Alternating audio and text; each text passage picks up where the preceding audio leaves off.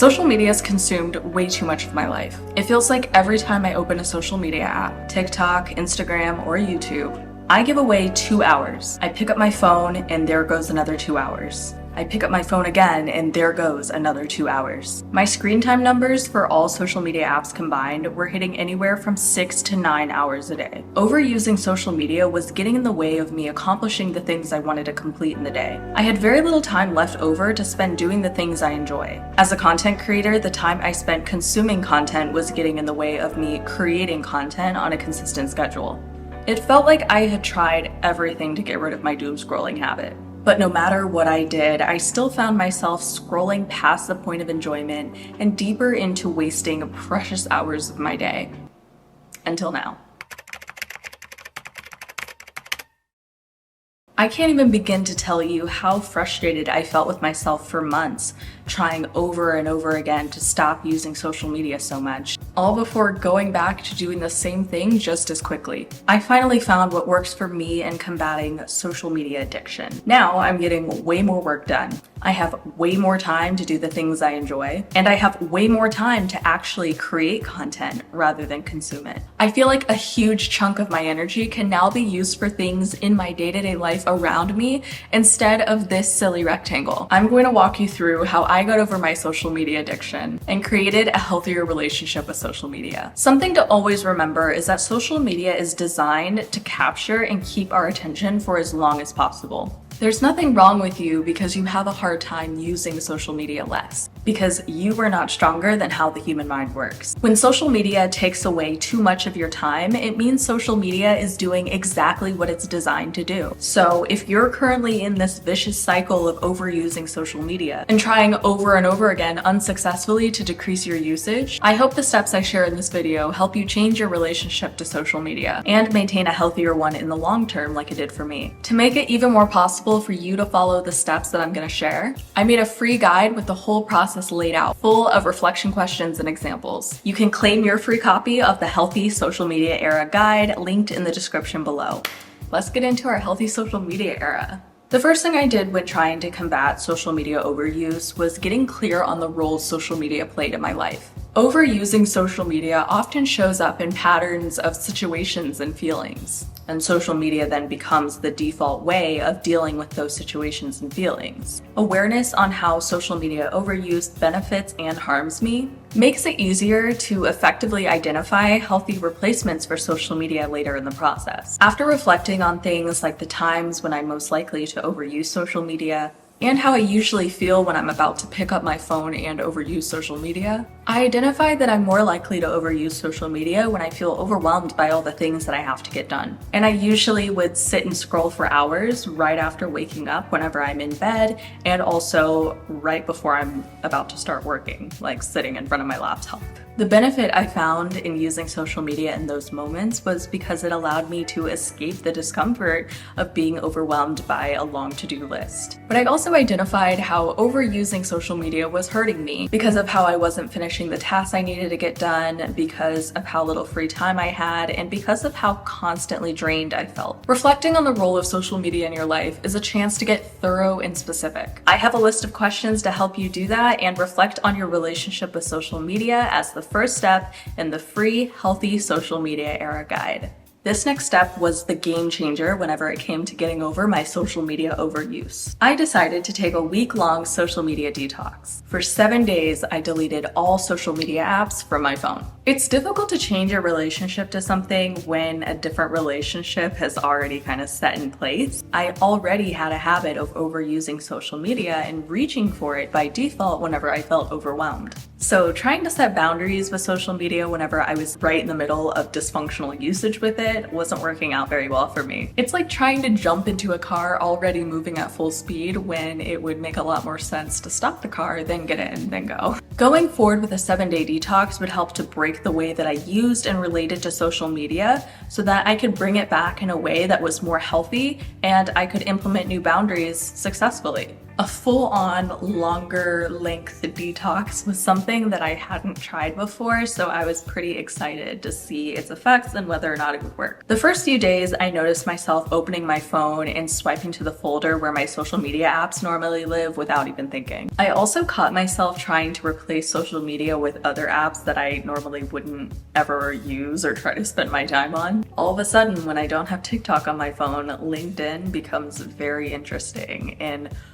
Google rabbit holes become very, very abundant.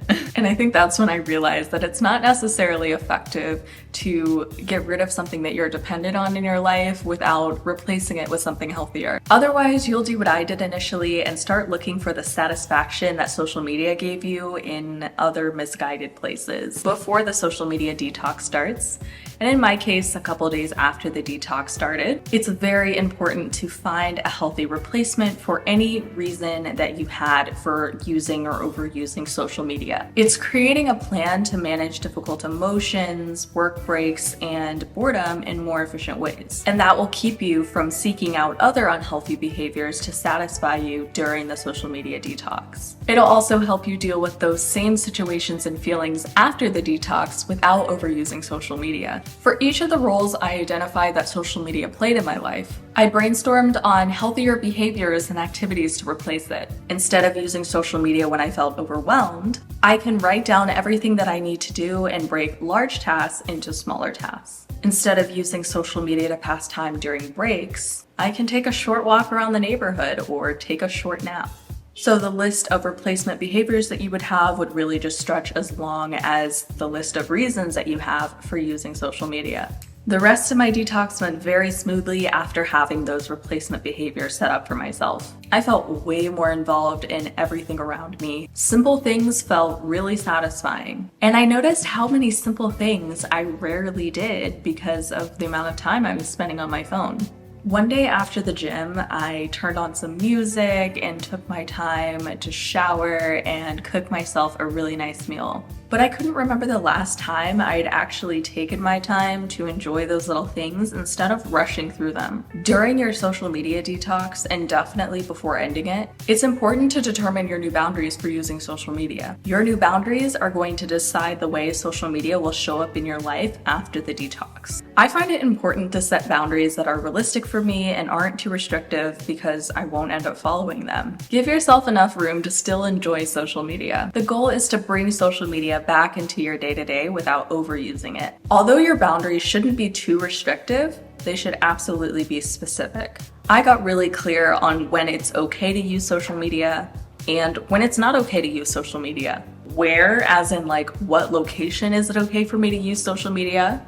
And where is it not okay for me to use social media? What my time limit is for one sitting and what my time limit is for an entire day. What activities I'll do while using social media and what activities I won't do when using social media. You should really be able to picture with your new boundaries an ideal day where you use social media the exact amount that you wanted to. I can picture myself not touching social media until after I've gotten up, gotten ready, eaten breakfast, and gotten 2 hours of focus work done. Then I can choose to use social media for a maximum of 30 minutes in one sitting and for a maximum of 2 hours a day. My bed and bedroom are off limits for using social media, and my living room is the designated spot for using social media. When I first get on social media for the day, my top priority is posting content before anything else. After I've posted content, I'm free to scroll. And while consuming content, I avoid content that's overly negative or upsetting.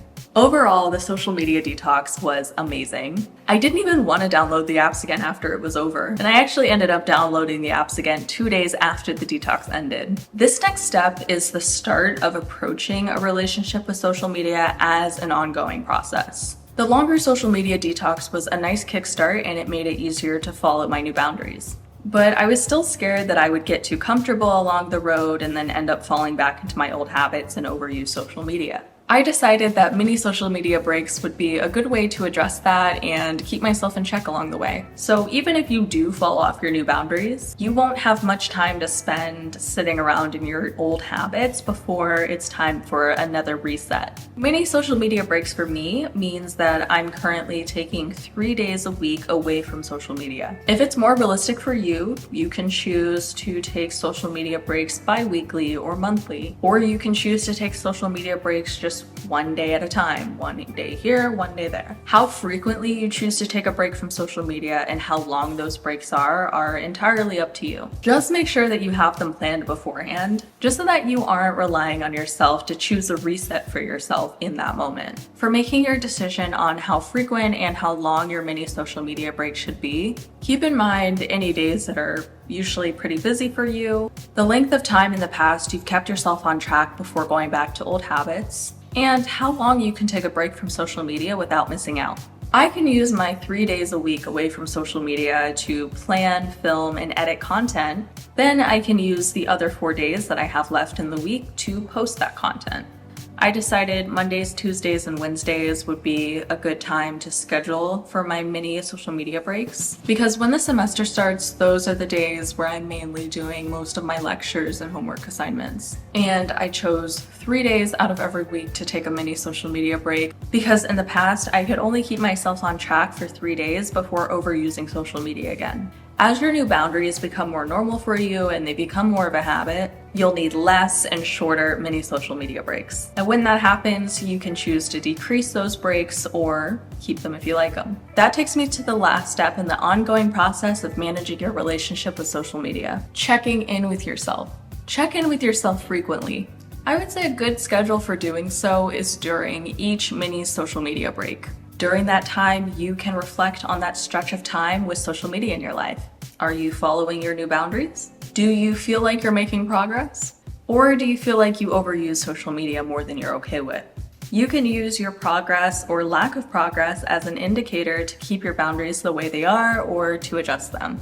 If I'm following all my new boundaries, I'd continue with the same boundaries and mini break schedule, and maybe even decrease the mini break schedule whenever I feel ready. However, if I overuse social media more than I was okay with, then I could identify any of the new boundaries that aren't realistic enough and then make them more realistic.